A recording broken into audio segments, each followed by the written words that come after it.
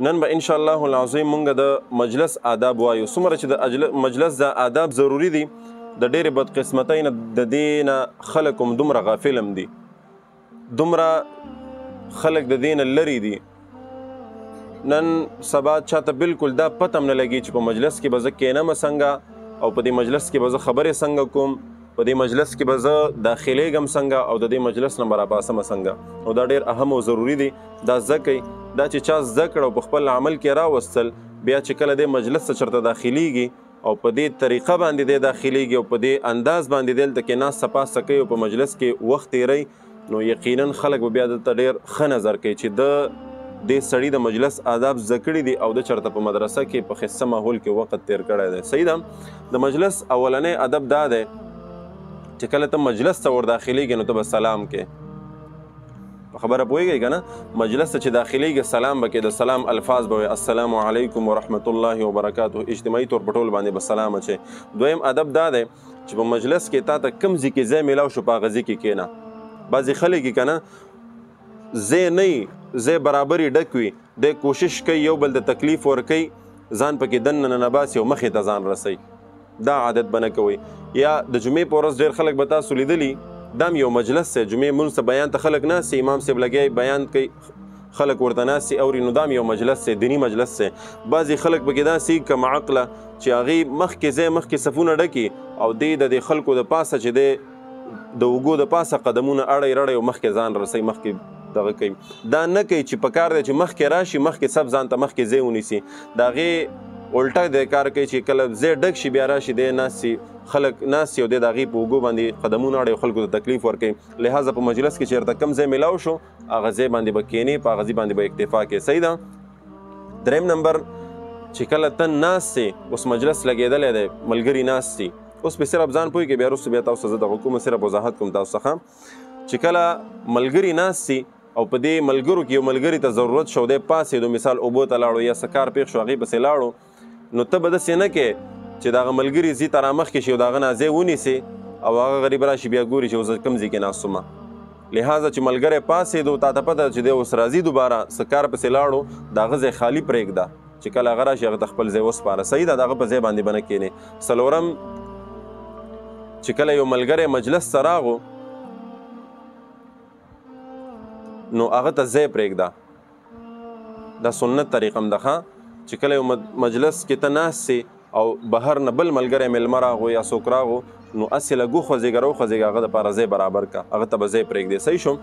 او پنځم نمبر دا دی چې په مجلس کې ناست، دا ډېر اهم درس دی. ګورئ ښه، د زړه نه یې واورئ، دا خو مونږ د خلکو دپاره ریکارډ کوو، خو وروسته به تاسو بیا انشاءالله د نورو وضاحت کومه.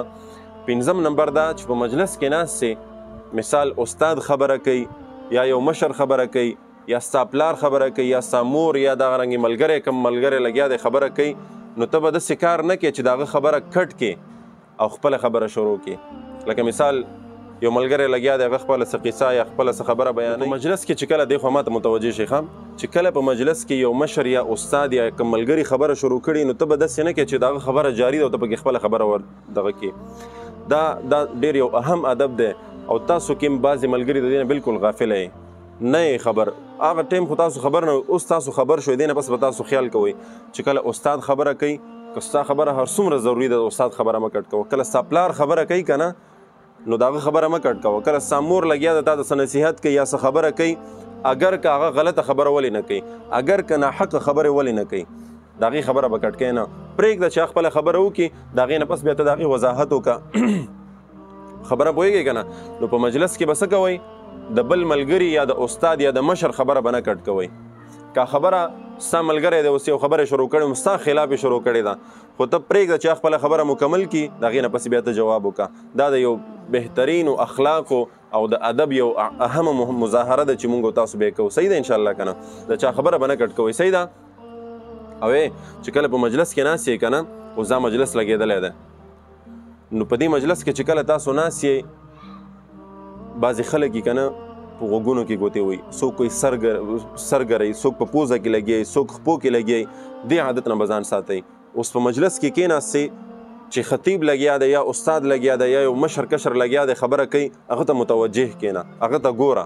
سر ګرولو نه، د خپو ګرولو نه، د بدن ګرولو نه، د بې ځایه اخوا دې خوا کتونه به اجتناب کې دی نه به ځان ساتي. صحیح شو. اووم نمبر چې کله ته په مجلس کې کښېنې نو په مجلس کې د دې څیز نه ځان ساتئ. ښه دا ډېر یو بدترین عادت دی چې بچا کی په مجلس کې ناست سي نو بل ملګري ته په غوږ کې خبرې نه کوې.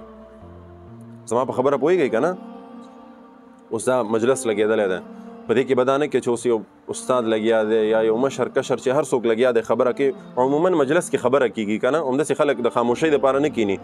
نو ته به دا کار نه کوې چې هلته کې خبره شروع ده یا نور ملګري ناست سي هغه تا ته متوجه دي او ته بل ملګري سره په غوږ کې لګی خبره کوې. نو په دې کې چې کوم ویونکی لګیا وي متکلم خبره کوي، کم خطیب لګیا وي بیان کوي، د هغه په زړه کې شک پیدا شي چې دې سړي د بل ملګري ته په غوږ کې څه وویلې، آیا زما خلاف یې څه خبره وکړه یا په ما کې څه کمی دی یا ما څه غلطه خبره وکړه، یا دا ملګري دا نور چې کم ناست سي دوی یو بل ته په زړه کې داسې دغه شي چې خدای پاک ما کم داسې کار وکړو چې دا اوس په دې غوږ کې دته لګیا دی. که ته ښه خبره هم کوې که نه خو ستا د انداز غلط دی. په مجلس کې به یو بل ته په غوږ کې خبرې نه کوئ. صحیح ده. ورپسې اتم نمبر هیڅ کله به په لارو کوڅو کې دا کتاب منع کړي دي. ښه ما خو تاسو مخکې منع کړي وي خو اوس کتاب وایي چې په لارو کوڅو کې به مجلس دپاره نه ودرېږئ. دا بعضې خلک لوفران دا چرسیان پوډریان به تاسو لیدلي سګرټ به هم لګولي چونډۍ به هم لګوي به او په خپله دروازه باندې به ولاړي پردی مور خور تورسرې به تېرېږي هغې ته به هم ګوري هغه به د ده د وجې نه په لاره باندې نشي تېرېدی او دی به لګیا ځان سره به یو څو لفنګان لوپران نور هم راجمع کړي او د خپل کور مخې ته به ولاړي په دروازه باندې مجلس به شروع کړی. د دې سي نه ځان ساتئ. ښه اکثر تاسو وګورئ په د خپلو محلو کې دا چې کوم لوفران لپنګان که نه دا بېکاره خلک بې حیا خلک دی دا عادت دی بس دی به راوځي سګرټ به مو لګوي او ځان سره به یو څو نور هم راغونډ کړي په خپله دروازه باندې به ولاړي په خپله حیا به هم نه د بل په حیا خو هسې هم نه دی.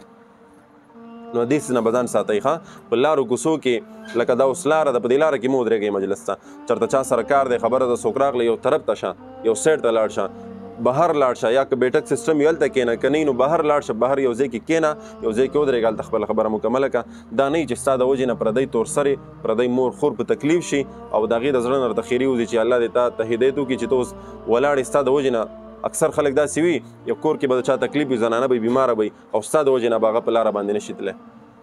نو لحاظه د دې څیز نه به ځان ساتئ. ښه مه خپله ودرېږئ او مه بل چا سره ودرېږئ. چا درته ویلې چې راشه پلانې خبره یا کیسې در سره شروع کړه ورته یاره جدي دا ځای مناسب نه دی چېرته یو طرف ته به لاړ شو هلته به دا خبره وکړو. نهم نمبر چې کله مشرانو سره په مجلس کې ناست یې استاد دی یا مور و پلار والدین تره کاکا ماما د هغې سره په مجلس کې کېناستئ موقع درته میلاو شوه نو په هغه مجلس کې به هېڅ کله د خپلې خولې نه خبرې نه وباسئ.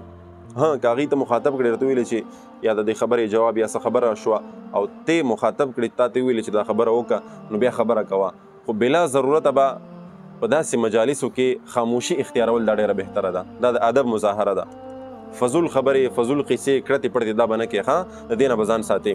او ورپسې لسم نمبر په مجلس کې به بهترین انداز سره کښېنې. بهترین دوه اندازونه دي. یو دی داسې په دایو خپه باندې کښېناستل او بل دی التحیاتو شکل کې. د دې نه علاوه که ته کښېنې نو دا څه ووایم دا بیا د بېادبۍ مظاهره ده.